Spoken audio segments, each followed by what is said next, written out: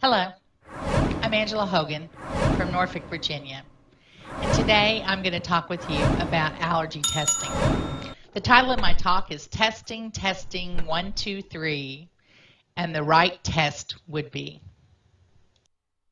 These are my disclosures, although they are not relevant to the lecture that I'm going to be sharing with you today. Our learning objective is we want to understand the different tests that are available to decide whether a child has sensitization to an allergen and if they're clinically relevant. 50 million Americans suffer from allergies. An allergen refers to any substance that can trigger an allergic response. Common environmental allergens include pollen, mold, animal dander, cockroaches, and of course house dust mite droppings. The most common food allergens are egg, milk, peanut, tree nuts, fish, soy, wheat, soy, and most recently sesame seed was added to labeling in the last couple of months. Allergies cost a lot of money in terms of diagnostic approaches in our healthcare system. Allergic disease is the 5th leading chronic disease in the U.S. It's 3rd among children under 18, and more than $4.4 billion are spent annually on just allergy testing alone. $1.4 billion of this is spent on in vitro testing. So ordering a non-diagnostic or the wrong test could lead to poor healthcare utilization. And many Medicaid products won't even cover the cost of some of those tests. So let's review for just a second good old basic immunology from med school or from your training that reviews how do we have an allergic response. So what we know with an allergic response is that the immune system reacts to something, an allergen, that's usually harmless. It overreacts by producing IgE antibodies, and these antibodies come and attach to the mast cell in many different parts of the body. And then with exposure to the allergen, either in the air or on the skin or through the GI tract, we see an immune response. What we see is that 2 IgE antibodies are bridged, and in doing so, it causes mediator release from the mast cell, and those particular mediators that are released, things like histamine and different cytokines, they cause the allergic response that we see. And what we know is that with repeated allergen exposures, you make more and more and more IgE antibody so that the individual becomes hypersensitized, so that even small quantities of allergens sometimes can cause allergy mediator release. So you want to know, is my patient allergic? Most allergy tests demonstrate sensitization. That means they demonstrate that the patient is making IgE antibodies to the allergen. But it doesn't really tell us whether or not it's clinically relevant. That's where your physical exam and a good history are important, but equally important is making sure that you order the right test. So when should you consider allergy testing? These are the scenarios that I use that I think are important sometimes to have allergy information to help me understand what the cause of the entities are. Obviously, we know that asthma can be an allergic entity. Hives, specifically episodic hives and not acute hives, which we think most commonly are actually viral mediated or may be related to medicines. Chronic hives, we know, in general, are not mediated through allergy, but more of like an autoimmune phenomena. We know that individuals who might have chronic cough, certainly individuals with severe eczema, have an allergic component most of the time. Anaphylaxis is the hallmark of an allergic reaction. Contact dermatitis can be due to allergies, stinging insect. We know that food can play a role in eosinophilic esophagitis. also drug allergy, latex allergy, and then that individual that has a runny nose and itchy eyes that seems to be more than just a cold that goes on and on. And probably most of us think about using allergy testing when we're worried about possible food allergy. So the first thing that I want you to take away is that allergy tests should not be ordered randomly. They are chosen based on symptoms, environmental exposures, occupational exposures, the age of the child. Obviously, if we have a child who's under the age of 2, they're not going to have a lot of outdoor environmental allergies because they haven't had an opportunity to be exposed to those allergens for any length of time. And sometimes even hobbies can come into play. I certainly have a lot of patients who ride horses, for example, and it would be important to ask questions about that because they can become sensitized to the horses. And all of this needs to be interpreted in the context of the medical history. So what are the most common kinds of tests? So we're going to review these today from the very basic and then build on them and talk about some of the more advanced tests that are being used today to help us understand allergies. There are allergy skin tests, there are allergy blood tests, there's also patch testing, and there's drug and food challenges, which will also. So, if I think my patient has environmental allergies, then the main things I think about are pet exposures, certainly pollen and grass exposures, but also dust mite and cockroaches are common things that people can be sensitized to. So in my particular clinic, one of the methods that we use is skin testing. And skin testing is very useful in trying to get the answer pretty quick. There are two main methods of skin testing that exist. There is the prick skin test or puncture test, and there's also something called an intradermal test. Skin testing is the primary diagnostic tool, and it's often the initial test that we do. Basically what we do is we apply droplets of allergen on the back or on the inside surface of the arm, and then we gently prick them with different standardized devices, and we look to see if we have any kind of an immediate response. This particular testing is very helpful because there are lots of different allergens that exist in commercial products, and there's also the opportunity to do things that aren't commercially available by using a skin prick test. For example, there are no kiwi extracts, but we could fresh prick a kiwi and learn if someone has a kiwi allergy. With the skin testing, what we see is that we see a hive or a wheal, and we also see an area of redness or the flare. We always put on positive and negative controls because we want to know that our skin testing worked well. In this particular example, histamine here is labeled H and the saline is labeled S. And this particular skin test included egg and peanut. And you can see there that the wheal does demonstrate a positive reaction on both the egg and peanut, but the egg skin test is larger than the peanut. In general, when most people are reading skin test, we have a certain cutoff that we say if it's greater than the negative control, then it is considered positive. And the size of the skin test does give us at least an understanding of how many IgE antibodies relatively they're making. In this particular case, this child is making a lot more antibodies to egg than they are making to peanut. But it doesn't necessarily tell us anything about severity. Skin testing is very rapid. It usually takes about 15 minutes to get the results. Minimal discomfort. Some allergists may use numbing medicine topically to help the children tolerate it. We do a lot of babies in our clinic, and most of them just kind of cry for about 20 or 30 seconds just because of the startle of the skin test, but they don't continue crying. And as I mentioned, prick skin testing can be very useful for a host of things, including environmental allergens, foods, and also medications. So what do they mean if we test for inhalant allergens? Well, again, the positive skin test tells us that they are making IgE antibody, but it doesn't necessarily tell us that it's clinically relevant.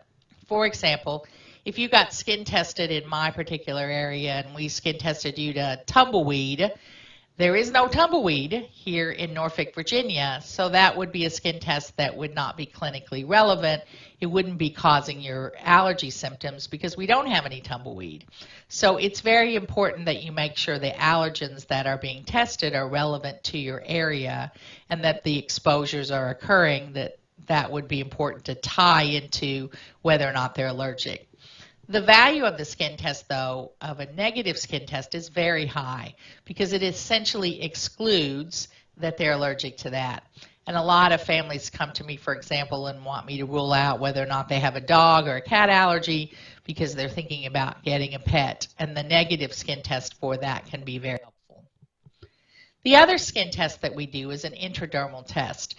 And the intradermal test is performed by injecting a very small quantity of the allergy extract underneath the skin, much like you would do a TB skin test.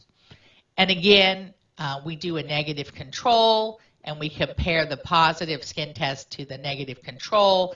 And usually if we're left with a blib that's 3 to 5 millimeters greater than the negative control, then that's considered to be a positive. And certainly they can get much bigger than that. We usually do intradermal skin testing when we are looking at things that we want to know are very specific. And so the problem with intradermal skin testing is it is extremely sensitive and there's a high rate of false positives, but there are fewer false negatives. So we tend to use intradermal skin testing in pediatrics mostly for drug testing and also for venom or stinging insect allergy. And we know that, again, if you have a negative intradermal, then you can feel pretty confident that they don't have that allergy. So we do it a lot for penicillin testing, and we know when we have done our testing and the tests are all negative that it's safe to go ahead and do a penicillin challenge. Some of the testing, though, things like the environmental allergens like cat and grass, for example, the intradermal testing is overly sensitive. So you might pick up someone who makes just a little bit of antibodies to cat, but they may not be clinically relevant. So in most pediatric environmental allergies, we usually just stop at the skin prick test. So what are some of the times when you might see false positives? You see false positives in individuals that have dermatographism. Those are the individuals there, if you scratch, then they ultimately get a hive or a wheal from where they scratched. And obviously for scratching the skin with the prick skin testing, they would have false positives. Also in individuals who have hives that are going on when you try and skin test them, there can be some false positives with that. We see false positives in patients who have cutaneous mastocytosis, and also we see false positives in individuals where the solutions were not properly prepared or if they had improper technique. False negatives happen when antihistamines most commonly are still on board. So we oftentimes tell our patients before they come to the appointment to make sure that they're off of antihistamines. In our clinic, we usually say 10 to 14 days, although there are some individuals who are rapid metabolizers and they may get antihistamines out of their system a little bit quicker. Diphenhydramine tends to be one that's more rapidly metabolized, and for many individuals, 5 days is all the longer they need to be off of it before you can do skin testing. One thing to think about if you have a patient on an antihistamine eye drop or a nasal spray, that actually does have some mild systemic absorption, so they could in fact have a false negative if they're still on that medication also. We also know that H2 receptors can affect H1 receptors in the skin, so sometimes we can get false negatives then, or they can be dampened a little bit, like smaller than what we expected because of those medications. And tricyclic antidepressants also can affect our skin testing results. And we usually recommend that they try to be off of those for about 2 weeks if possible if we're going to do prick skin testing. And then there are also reports in the literature of methotrexate and omalizumab or Xolair over a long period of time that they can actually dampen the skin testing results in individuals that we might skin test. And then also topical steroid creams that are applied to the area that we're actually trying to skin test can dampen the skin test results also. So we just covered what are the most common types of allergy tests in terms of skin testing. Now let's look just a little bit about allergy blood tests, which you would probably be more likely to. So the most common types of blood tests are immunoassays. And most people talk about RAS testing, but what they really mean are ELISA tests. RAS tests are what we sort of did back in the 1980s when our antibodies were linked to radioactive isotopes. But nobody does that anymore because we can get really good results today by using colorimetric changes or enzyme-linked assays that detect or measure different antibodies. And these tests are readily available and easy to do in the lab. And you can see here is an example of a tray where there are different color wells. And based on that, we can determine what the concentration of antibodies are. If you remember back from your days, again, in your training, basically these are called sandwich assays. And what you do is you collect the patient's serum that has lots of different antibodies in it, and you have a solid phase where the allergen is attached. And if you have antibodies to that allergen, your antibodies will attach to that allergen, and then you have something else that comes along and detects it. In this particular case, it's an anti-IgE in this example that actually goes and finds the IgE antibodies that have already stuck down to the allergen, and then you add some sort of a substrate detector and you're able to determine whether or not they have antibodies, and then you can also quantitatively determine just how many antibodies they have. And most commonly, the in vitro tests that you will order or see that return on a patient are specific IgE antibody tests. And so again, as I mentioned, they have a measure of both qualitative and quantitative answers, and the results are usually displayed in some sort of a scale like this. One of the most common scales from labs are either a 0 to 5 or a 0 to 6 scale. And in general, most people think that on a 0 to 6 scale, if you're 3 or above, then there may be some relevance clinically to that particular allergen if you're exposed. And on a 0 to 5 scale, we sort of still hang out at around a level of 3 as something that could be clinically relevant. But there are special scales that are used for some allergens and specifically foods, and we'll go over that in just a little bit. So let's compare the tests just sort of to keep them in perspective. The skin prick test is very inexpensive, usually less than $10 per test. It's more sensitive than the in vitro testing. We have great antigen availability. Most recently, for example, I had someone who had a reaction to a meal at a Chinese restaurant, and I had them bring in all the things that they ate and all the different sauces, and we were able to skin prick to each of the components of the meal until we were able to identify which thing was the allergen. It is very prompt, it's safe, it's easy, and it correlates well with symptoms. The serum-specific IgE is very helpful if there's someone who can't come off their antihistamines. It has good sensitivity and specificity. The risk for the patient is minimal because it's a simple blood draw.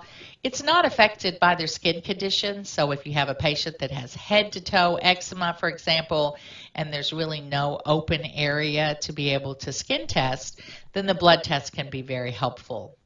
Occasionally, we'll do both. If we think that perhaps maybe the skin test was not particularly large, then we may go ahead and do a serum test too, or sometimes I'll do both to get a double negative because the history is so strong and my skin test was negative. I just want to double check before maybe I introduce milk to that patient. There are other tests that are available. One that is readily available that my patients oftentimes have done is a test my allergy hair sample that tests for 600 foods and non-food items.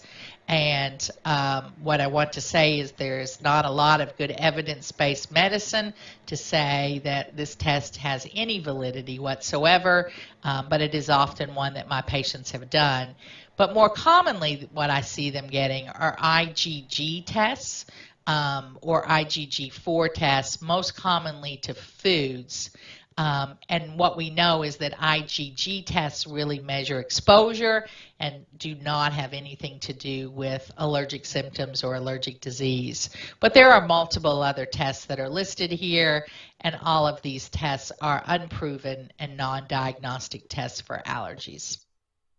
So, we've covered the blood tests with the exception of one or two more that I think you're going to see that are clinically relevant and being used much more. So, these have to do mostly with food allergic individuals, and it's very challenging because there are individuals who make lots and lots of IgE antibody to everything under the sun, and now you want to know, are they in fact allergic to the food, especially when it has such significant clinical relevance. So if you think your patient has a food allergy, obviously the history and physical are important. If they tell us, you know, they eat the food and they have an immediate reaction, that could be very helpful, but sometimes we don't get that as a history. We never do intradermal skin testing to food because that is a much more aggressive exposure to the food, and there are many, many case reports of individuals that have anaphylaxis following intradermal skin testing to foods. So we only do prick skin testing to foods. The beauty of the skin test for determining food allergy is that the skin test is valid even if the patient is not eating the food. But if you're going to do skin testing to foods, you do need to be prepared for anaphylaxis. In terms of anaphylaxis risk to skin testing, in my career, and I've been an allergist for about 25 years, I have had 2 cases where I thought the individuals had systemic reactions to their prick skin testing. But again, the risk for that is very low, but we do share that with families, and we are prepared to handle anaphylaxis if we were to have an anaphylactic event. The important thing when you're thinking about testing for food allergies in patients is you don't want to do a lot of broad panels. You don't want to order these 29 foods because rest assured if you order a bunch of random foods, then you're going to get false positives, and then you're going to have to figure out what am I going to do with that information in order to manage the child effectively. So, when we think about prick skin testing for foods, the value of the negative skin test can never ever be underutilized. A negative skin test has a 95% chance that they do in fact not have that food allergy, and that's so very helpful. A positive skin test, again, as we've talked about, really only tells us that they have the IgE antibodies, and it does not tell us whether or not they're clinically relevant. And the other important thing to know is that the size of the skin test does not correlate with the severity of the allergy. And lots of patients will say, oh, my allergist said that was the biggest peanut skin test they'd ever seen. I must have the world's worst peanut allergy. And that's not true. It clearly just demonstrates that they make a lot of IgE antibodies, but it doesn't tell you what they would do if they had an accidental exposure to the food. So, One of the things we do with food testing is we do fresh prick. And I alluded to that just a few minutes ago when I mentioned about kiwi. This can be very helpful in foods that may not have very good extracts, or in the case of the Chinese restaurant, it can be very helpful if these are things that are not standard and we need to get information. Fresh prick skin testing can be especially helpful in individuals that have oral allergy syndrome. Oral allergy syndrome, as you remember, are individuals who are allergic to pollen, and their pollen allergy cross-reacts with the fruit.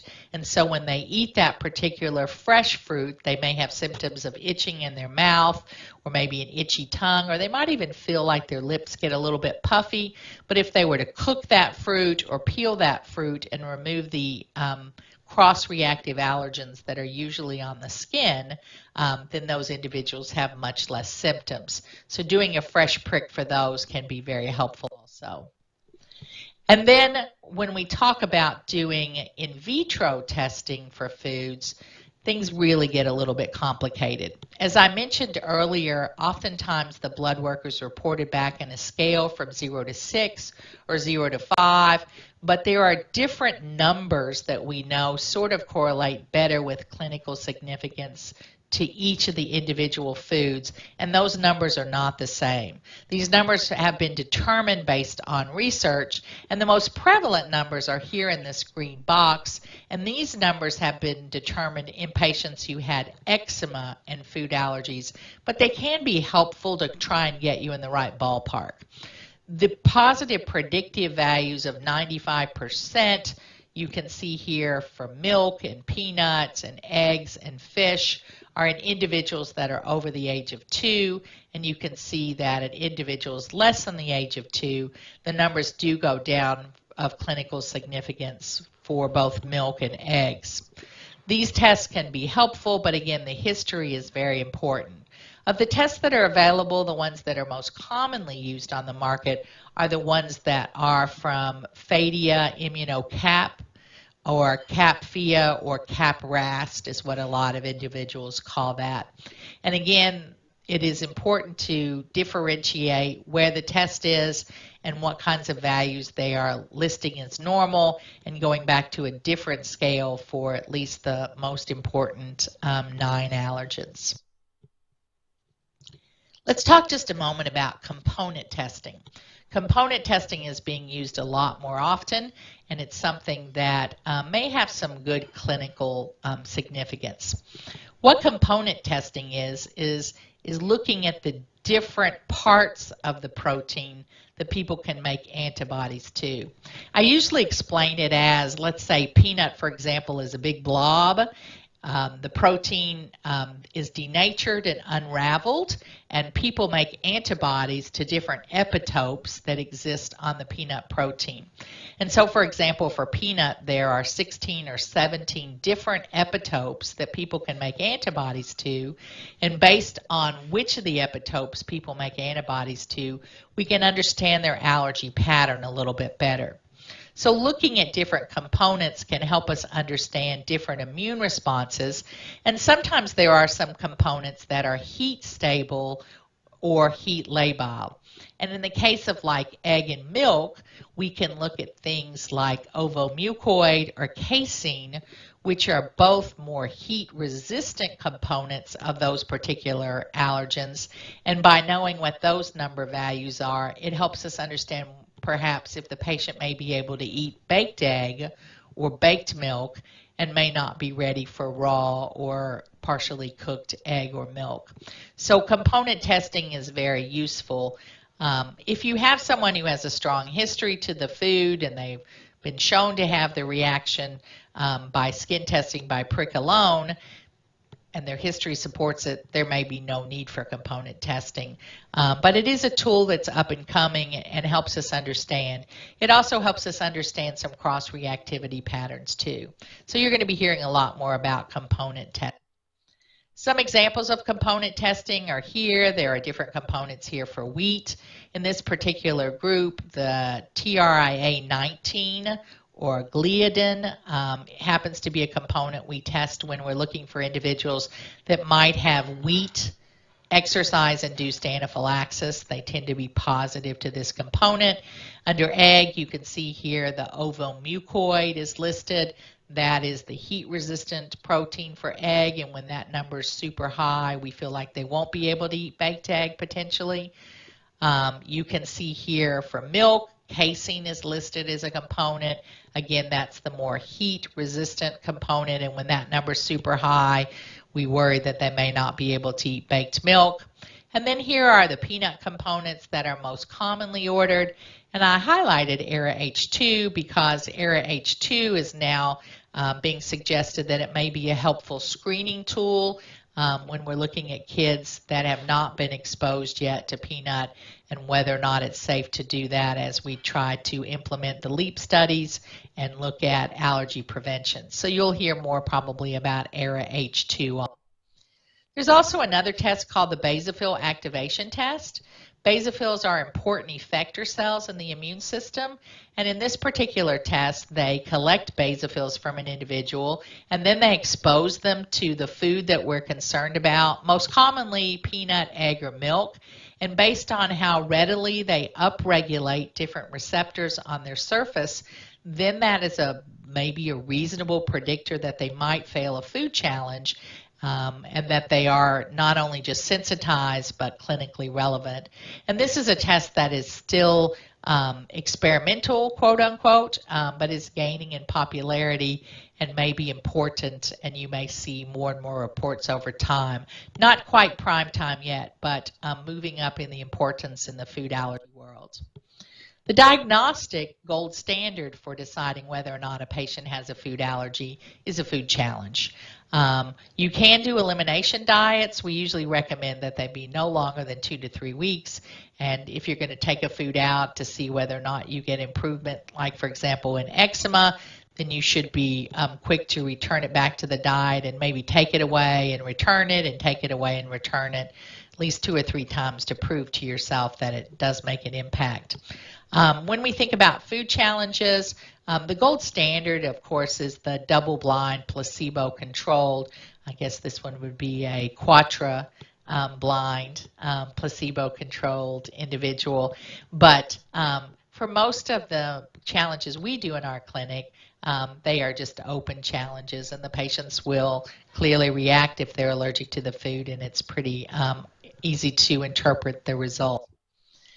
The recommendations are that if you have individuals who do in fact get these tests that we talked about a couple of slides earlier, like IgG or IgG4, it may be a good time to refer them to the allergist so that we can discuss that these are unproven and non-evidence-based results, and we can re-educate them on what are the correct tests and what information can be gleaned from those studies. I want to spend just a minute and talk about what kinds of tests we can do for skin disease. Additionally, specifically contact dermatitis, we do a lot of testing for that in our clinic. Contact dermatitis, as you know, is inflammation of both the dermis and the epidermis due to something that has been applied on the surface of the skin. There are 2 types of contact dermatitis. There's irritant and allergic. Irritant usually has to do with immediate inflammation of the skin from exposure to something physical or mechanical or chemical, and you see erythematous rashes. And if you are able to identify the irritant, obviously treat the inflammation and avoid irritant if possible. The testing that we usually do is for allergic contact dermatitis, and this is a T-cell specific immune response where the particular allergen comes in contact with the skin and causes an immune response. And this usually happens over days. And what we see is, in this particular case, a lot of lichenification. And this is a particularly itchy or pruritic entity.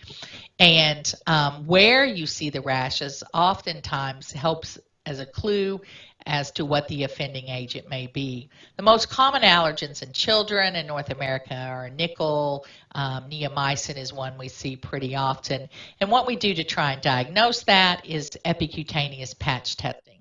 And so this is what a patch testing kit looks like, and it measures, again, a delayed hypersensitivity response, not and IgE mediated. And basically what our goal is we're going to recreate the eczema in miniature. We apply these small little fin chambers with the allergen on them. We tape them to the back. They're usually left for 48 hours, and then they're removed and read again at 72 or 96 hours, or sometimes for some allergens like gold, they may even be read 5 or 6 days later to see what kinds of eczema patches that we see.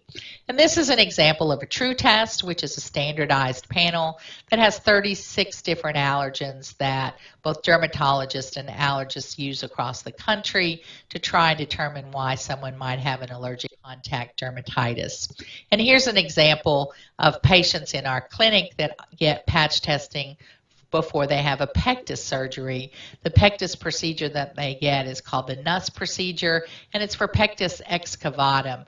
And what we know at our institution is that if you have an allergy to nickel prior to having this surgery or an allergic contact dermatitis to nickel, then you don't get as good a healing, you don't get as pretty of a cosmetic effect.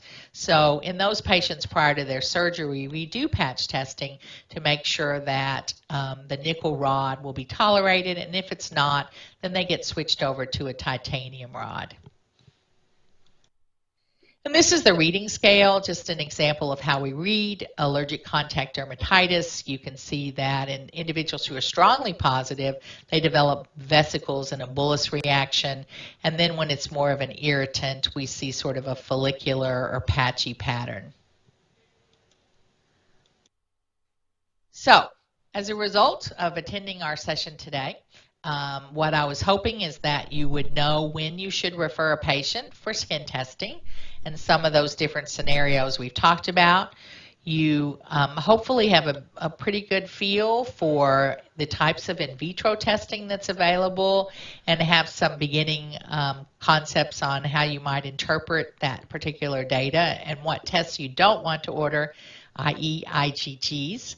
And then I hope that you are skeptical about the hair test and several other non-approved tests.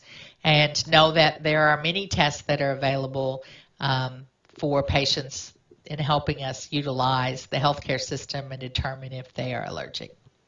Thank you very much.